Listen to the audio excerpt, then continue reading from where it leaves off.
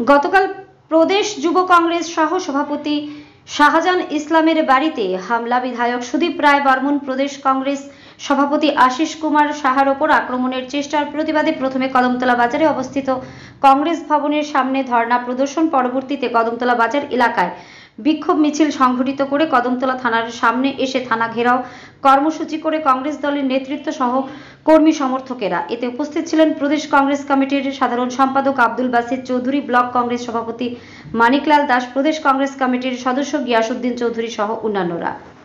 ধর্মনগর থেকে নিজস্ব প্রতিনিধির রিপোর্ট, টারি ধর্মনগর।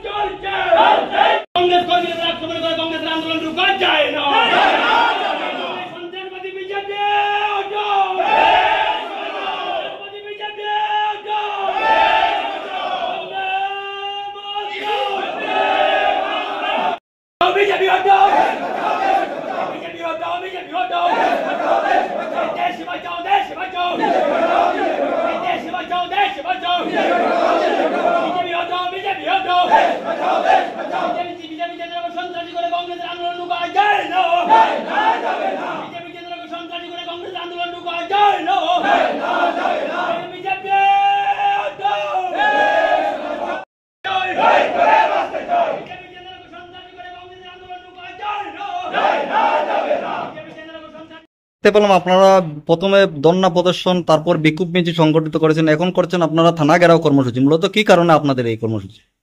গতকাল রাত্র 11টার সময় আমাদের ত্রিপুরা প্রদেশ যুব কংগ্রেসের সহসভাপতি শাহজাহান ইসলামের বাড়িতে অতর্কিতভাবে বিজেপির দুর্বৃত্তরা হামলা চালিয়ে শাহজাহানকে বাড়িতে না পেয়ে তার বৃদ্ধ মা এবং বাবাকে এবং তার স্ত্রীর উপর তারা হামলা চালিয়েছে এবং তার বাড়ির সমস্ত জিনিসপত্র ভাঙচুর করেছে। শাহজাহানের বাড়ি যেখানে, এর 100 মিটারের ভিতরেই এ রাজ্যের মুখ্যমন্ত্রীর বাড়ি।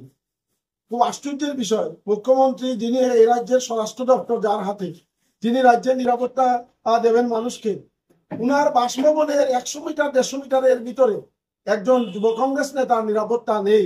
এবং ওই হামলার ঘটনা হওয়ার পর আমাদের প্রদেশ কংগ্রেসের সভাপতি শ্রদ্ধেয় আশিস সাহা এবং সিডব্লিউসির পার্মানেন্ট মেম্বার এবং স্থায়ী মেম্বার শ্রদ্ধেয় সুদীপ রায় বর্মন সহ যুব কংগ্রেস সভাপতি নীলকমল সাহা সহ তারা একটা বিশাল দল কংগ্রেসের নেতৃবৃন্দ শাহজাহান ইসলামের বাড়িতে গিয়েছিলেন। ওই সময় দেখা গেল সুদীপ রায় বর্মন এবং আশিস শাহর উপর হামলা চালাবার জন্য বিজেপির দুর্বৃত্তরা শাহজাহানের বাড়ি ঘেরাও করেছে। পরবর্তী সময়ে পুলিশের সাহায্যে সুদীপ রায় বর্মন এবং আশিস সাহা ওই ঘটনাস্থল থেকে বাড়ি পৌঁছতে পেরেছিলেন যদিও, কিন্তু আজকে সকালবেলা দেখা গেল যেখানে শাহজাহানের বাড়িতে আক্রমণ হলো, শাহজাহানের বৃদ্ধ মা আক্রান্ত হলেন, বাবা আক্রান্ত হলেন, স্ত্রী আক্রান্ত হলো, বাড়ির জিনিসপত্র ভাঙচুর হলো, সেই জায়গায় আজকে শাহজাহানের বাবা এবং তার ভাইকে পুলিশ গ্রেপ্তার করেছে। চড়াইবাড়ি আপনার পূর্ব আগরতলার পুলিশ তার পরিবারের তার দুজন ভাই এবং তার বাবাকে পুলিশ গ্রেপ্তার করেছে।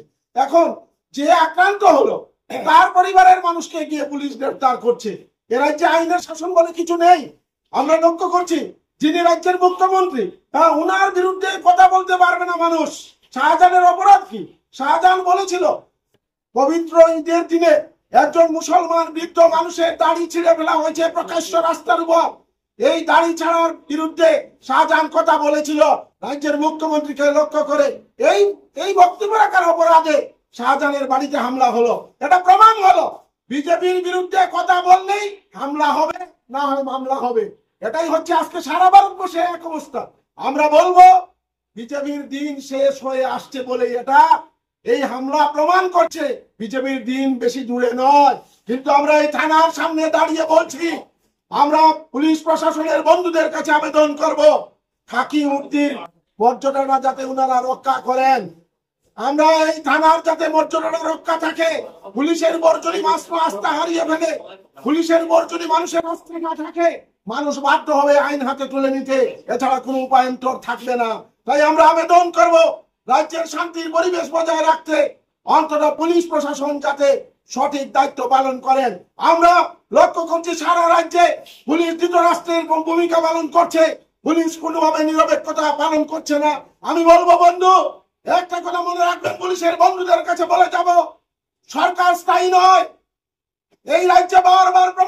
এসেছে, কখন কংগ্রেস ছিল, পরবর্তীতে বামফ্রন্ট এসেছে, আবার কংগ্রেস এসেছে, আবার বামফ্রন্ট এসেছে, আজকে বিজেপি এসেছে।